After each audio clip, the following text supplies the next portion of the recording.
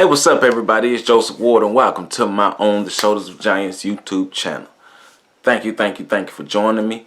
Make sure you subscribe to this channel. Make sure you share this channel. And that notification button, click that notification button so every time I drop a new video, you will know what's going on. African history at your fingertips through this channel. You're getting biographies of your sung and unsung heroes right at your fingertips. So tell a friend to tell a friend to tell a friend to tell a friend about On the Shoulders of Giants, where you can learn about yourself and we tell our own stories. Peace out. What up, everybody? Welcome back to the On the Shoulders of Giants YouTube channel. Today's video, I wanna talk about what happens when we come in, when some of us, not all of us, some of us come into knowledge and kind of forget that you're not the only person that this is ever taught to. And also talk about that just because you have come into knowledge doesn't mean that your work is done. So I guess I'm gonna title this, it takes more than knowledge to be pro-black or conscious. It takes more than knowledge to be pro-black / conscious. To say it like that, right? So let me go a little deeper into this. All right. I've been studying this information. I've been studying African history, like really into it since 2003, and it's 2017, almost 2018. So for a little minute now, right? And I've seen many different types of people within this knowledge, and the way people use the knowledge. I should say, I see many type of people gain knowledge and see how they may or may not use the knowledge. So, in my mind, for me, when I came to the knowledge, the goal was to learn as much as I can to make myself an asset for my community. And I'm sure you hear me saying that. If you have it, you should teach it. Now, there are a lot of people who will gain the knowledge just to have it, to try to be the smartest person in the room or be the blackest person alive. That's not what we need. We don't need people who their goal is to be the blackest person around. I throw my fist up the strongest more than anybody else. I know more information than anybody. I could tell you how many different coaches, this and that and that and that. Yeah, you might be able to tell me that. But after all of that, we still haven't built anything. We still haven't made anything. We still don't own anything. Right?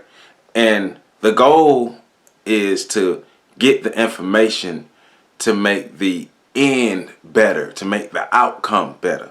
We're not gathering information just to boost our egos.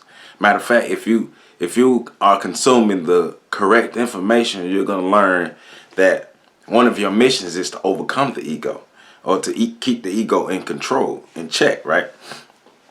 So we're not gaining this information to inflate the ego. If you're doing that, then you're not even on track. We're gaining this information to help improve ourselves as well as help improve others. So it's not about how much you know. It's not about if you have natural hair or not.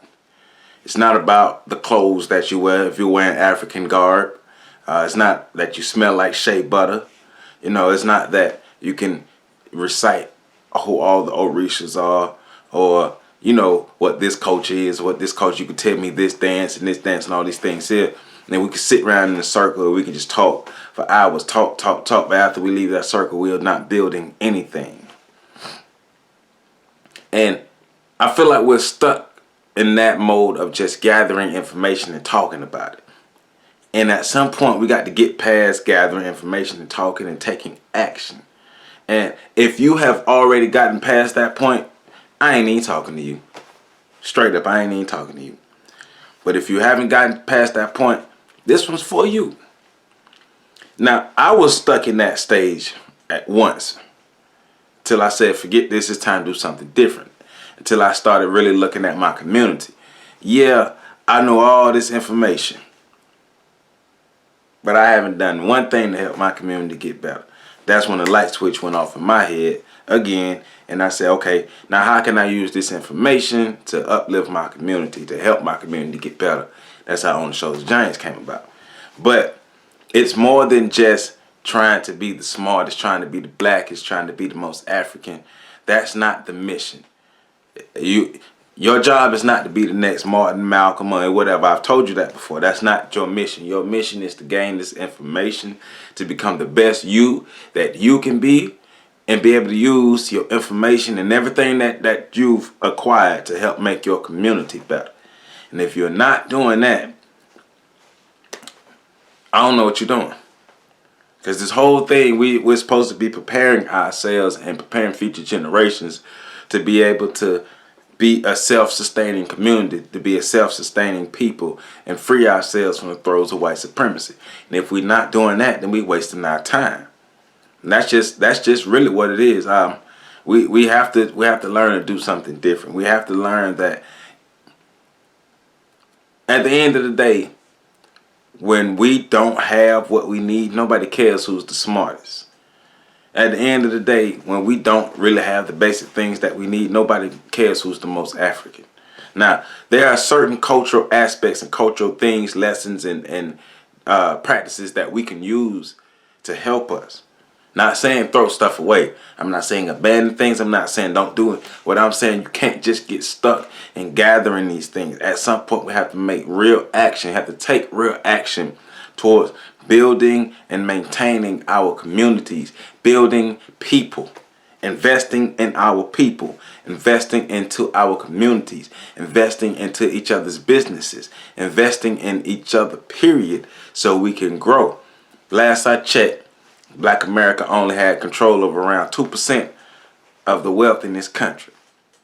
So just imagine Black America has control of 2 pennies out of a dollar. 40 million people trying to stretch 2 pennies. Now, we always talk about our potential buying power, the $1.7 trillion of potential buying power. Key word, potential. Potential. Don't get caught up in the analytics. What's the reality? The reality is it's damn potential. That's not money that's concentrated and used as a force. It's not. It's money that's spread out and going each and every way, and that's why it's potential buying power. But if we do more than just collect the information, if we do more than just express the cultural expressions or wear the clothes or say the sayings or eat the foods, we have to do more than that. We have to do more than just put the shea butter on and have the natural hair. We have to do more than just go around saying Hotep. What does this stuff mean to us really? And how are we really using this to change our lives? How are we really using all of this African culture that we're gaining to make a difference in our communities?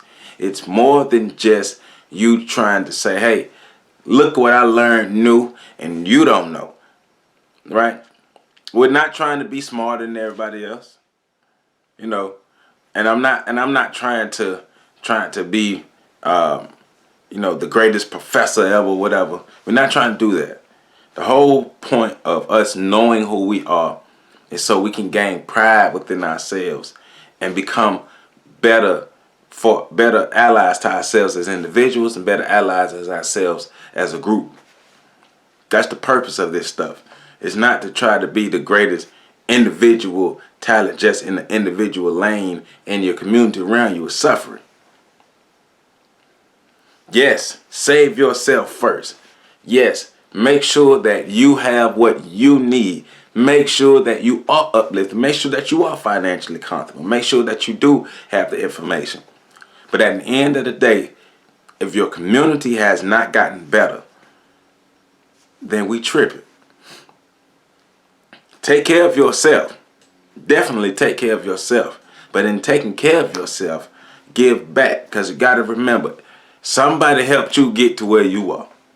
Somebody helped you get to where you are. But this message is just for those, it's for all of us. All of us. to remember that we are in this together. We are a team and we're in this together. And we do not have a problem with you improving yourself as an individual. But we do have a problem with you only focusing on yourself as an individual, forgetting that you are a part of a whole.